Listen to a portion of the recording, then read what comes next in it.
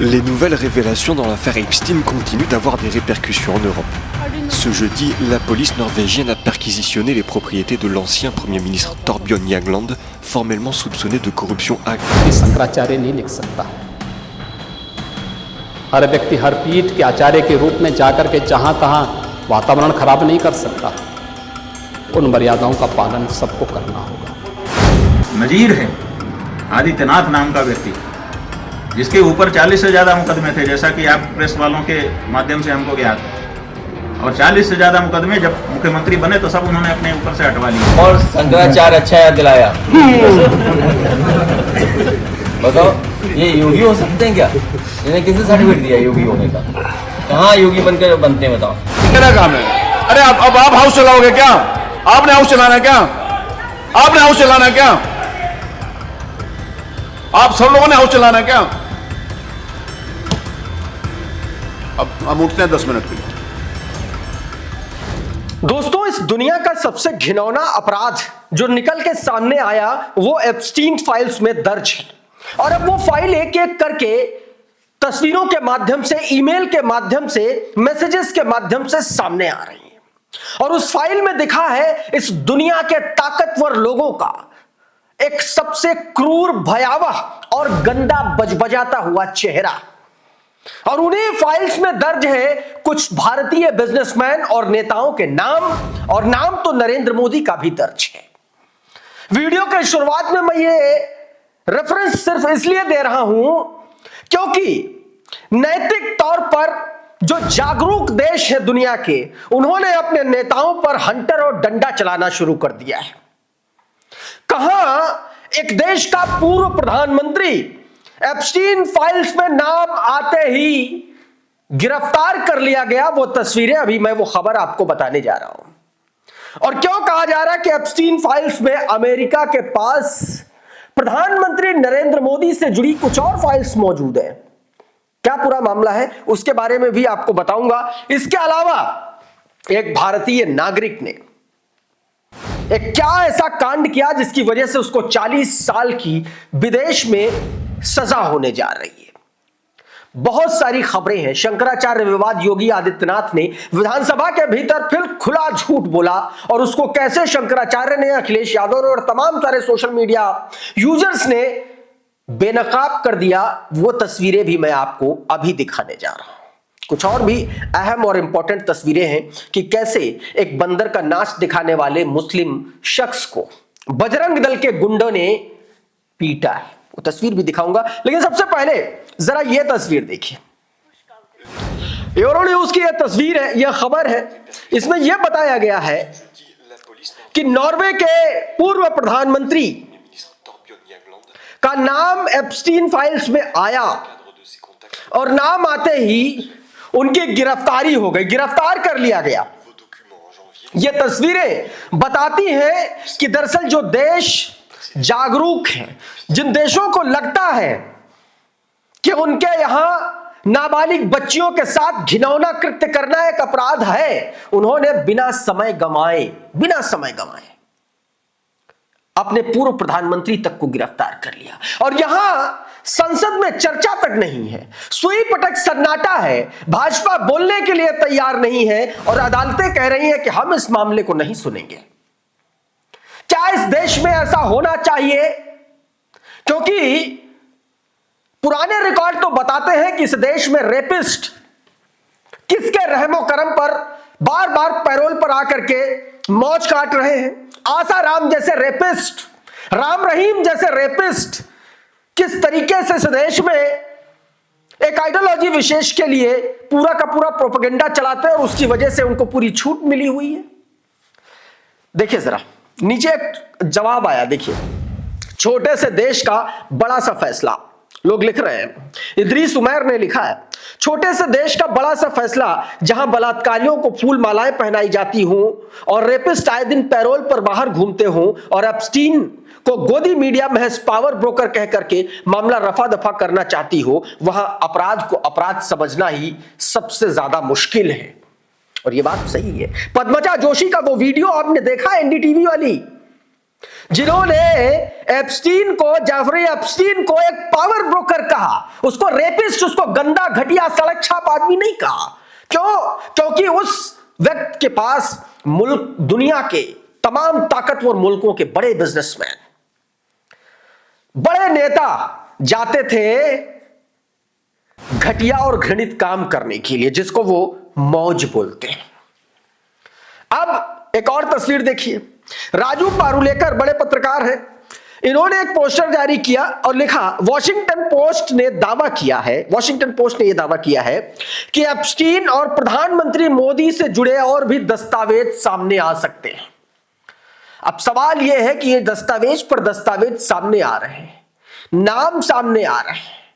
अनिल अंबानी का नाम सामने आया, भाजपाइयों के नाम सामने आए, लेकिन सन्नाटा पसरा हुआ है, कोई कुछ बोल नहीं रहा है। एक और खबर दिखाता हूं, विदेश में किस तरीके से कांड किए जाते हैं। जरा ये तस्वीर देखिए।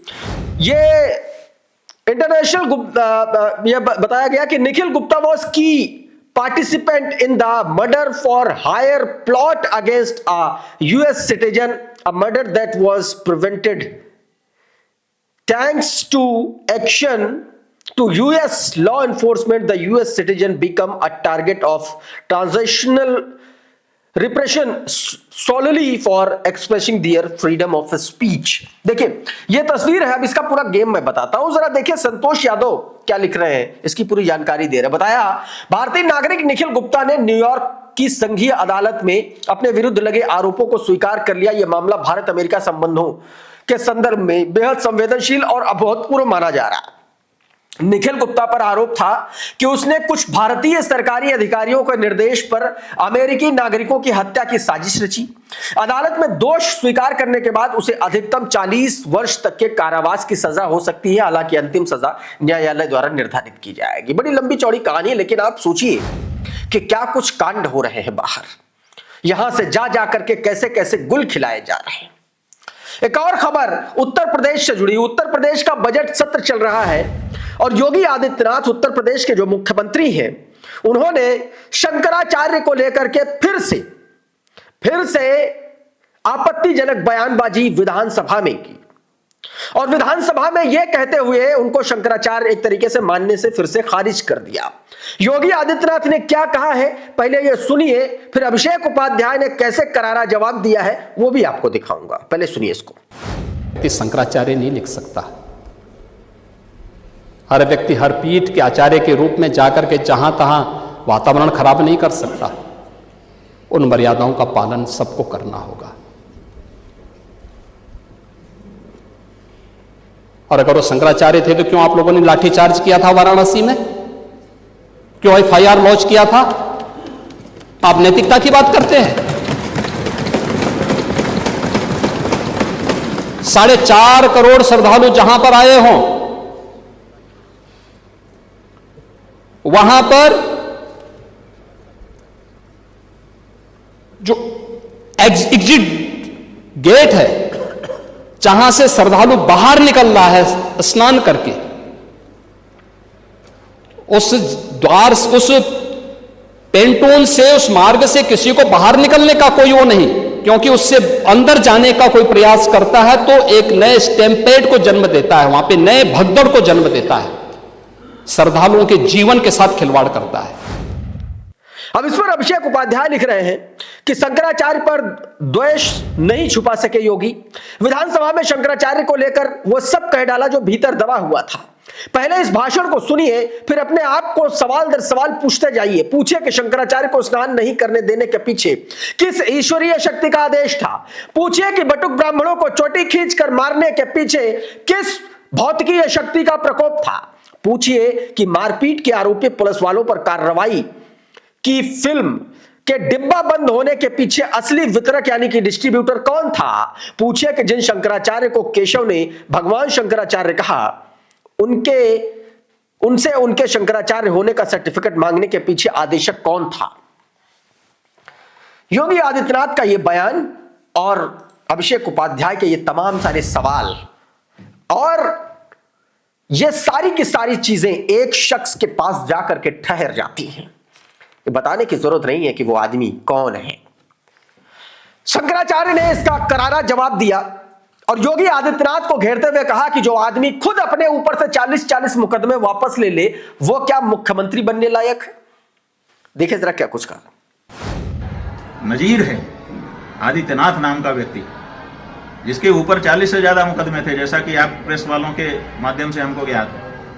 और 40 से ज्यादा मुकदमे जब मुख्यमंत्री बने तो सब उन्होंने अपने ऊपर से हटवा लिए। एक ऐसा कानून का पालन है कि जो अभियोग आपके ऊपर लगाया है उसको न्यायालय में आप जाकर के सामना नहीं करते हैं, बल्कि वो सब अभियोग अपने ऊपर से हटवा लेते हैं।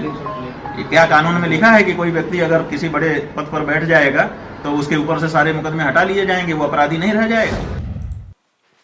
अखिलेश यादव ने भी जबरदस्त तंज कसा और कहा, पहले ये बताएं, वो बताएं कि योगी आदित्यनाथ को योगी का सर्टिफिकेट किसने दिया, अगर वो लोग शंकराचार्य से सर्टिफिकेट मांग रहे हैं। अखिलेश यादव ने क्या कहा ये भी सुनो। और शंकराचार्य अच्छा याद दिलाया। बताओ ये योगी हो सकते हैं क्या? इन्हें किसने सर्टिफिकेट दिया योगी होने का? कहाँ योगी बनकर बनते हैं बताओ? ठीक है। अब एक सवाल आपसे, आप योगी आदित्यनाथ अभी कुछ दिन पहले उत्तराखंड गए थे अपने गांव और एक छोटे बच्चे को लेकर के गोद में लेकर के कह रहे थे कि मैं इसका नाना लगता, नाना।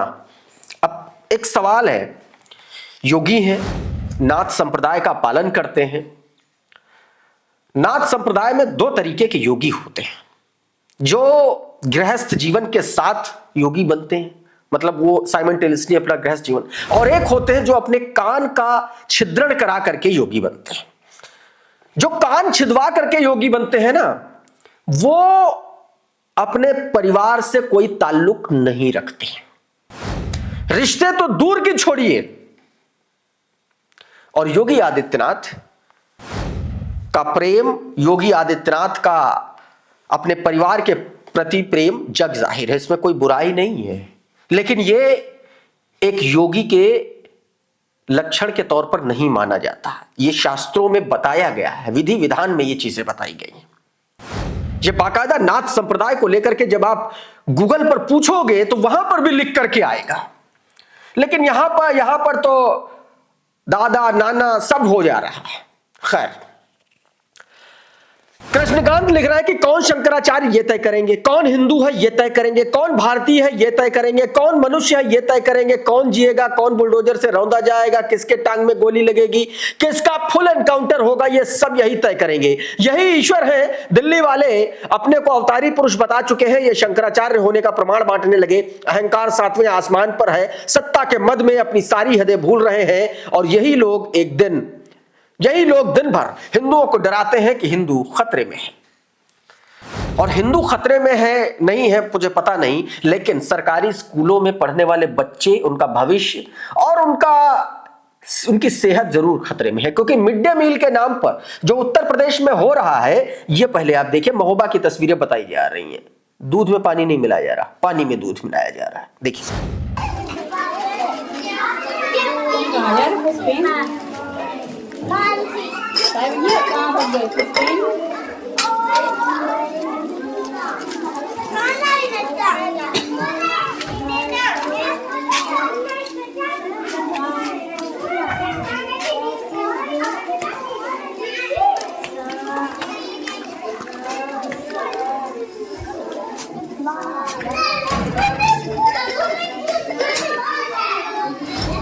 आईपी सिंह लिखते हैं, सपा के नेता हैं, उत्तर प्रदेश में स्कूलों में योगी आदित्यनाथ फार्मूला है। बच्चों को दूध में पानी नहीं, बाल्टी भर पानी में दूध मिलाया जाता है। यूपी में घोर अराजकता और भ्रष्टाचार व्याप्त हो गया है। एक तरफ केमिकल से दूध मिलावट खोरों का राज, कबीर दास की उल्टी वाणी, बरसे कंबल भीगे पानी। ये सीधे तौर पर बताया गया। उत्तर प्रदेश से जुड़ी एक और खबर आपको बता दूं, एसआईआर में जिस तरीके की भयंकर गड़बड़ियों की शिकायतें आ रही हैं, सुप्रीम कोर्ट ने डंडा चला दिया है।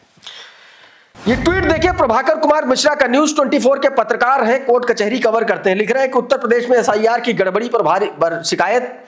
वकील ने सीजीआई सूर्यकांत की बेंच के सामने राज्य में फॉर्म 7 के दुरुपयोग का आरोप लगाते हुए मतदाता सूची से मतदाताओं के वोट काटे जा रहे हैं। सीजीआई ने जल्दी ही सुनवाई का भरोसा दिया है। फॉर्म 7 के जरिए एक विधानसभा क्षेत्र का मतदाता किसी दूसरे मतदाता के नाम जोड़े जाने पर आपत्ति दाखिल कर सकता है। आरोप है कि राज्य में बीजेपी नेताओं के कहने पर फॉर्म 7 का दुरुपयोग करके बड़े पैमाने पर मुसलमानों के वोट काटे जा रहे हैं। सत्र चल रहा है और इसी सत्र के बीच स्पीकर जो है विधानसभा के सतीश महाना भाजपा के ही नेता हैं, बड़े वरिष्ठ नेता हैं, और भाजपा के विधायकों को कायदे से लताड़ दिया, सबक सिखा देकर लो तुम ही लोग सदन चला लो, हम जा रहे हैं।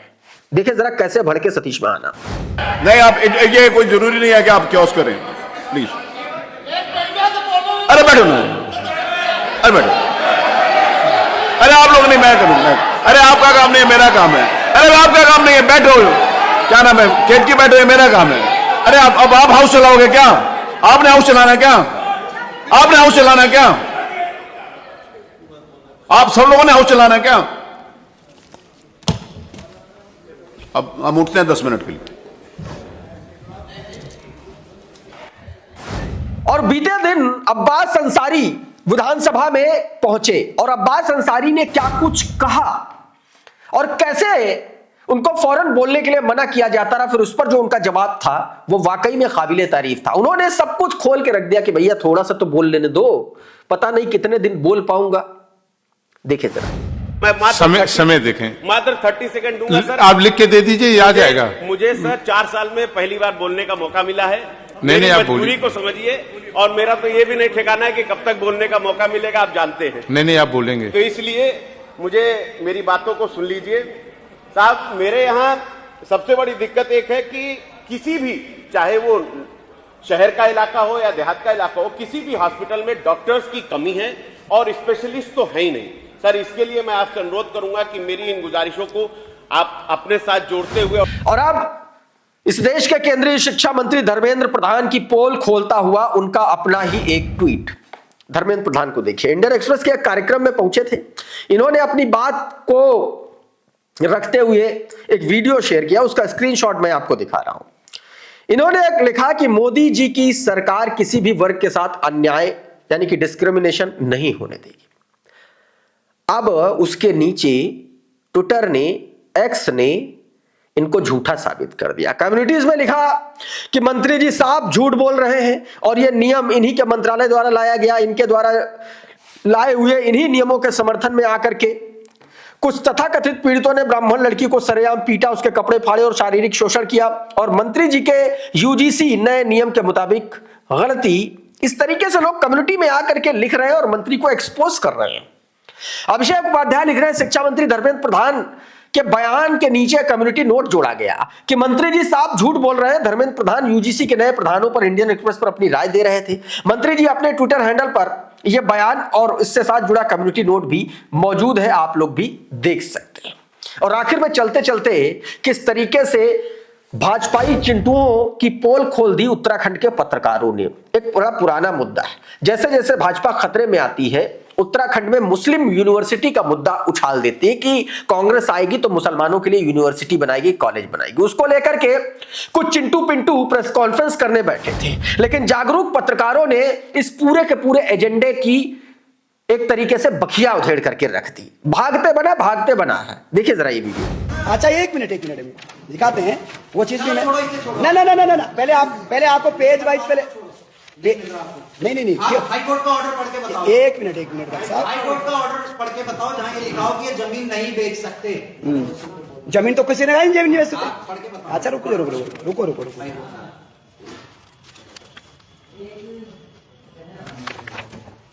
मैं पहले आपको वो प्रश्न, हाँ एक मिनट।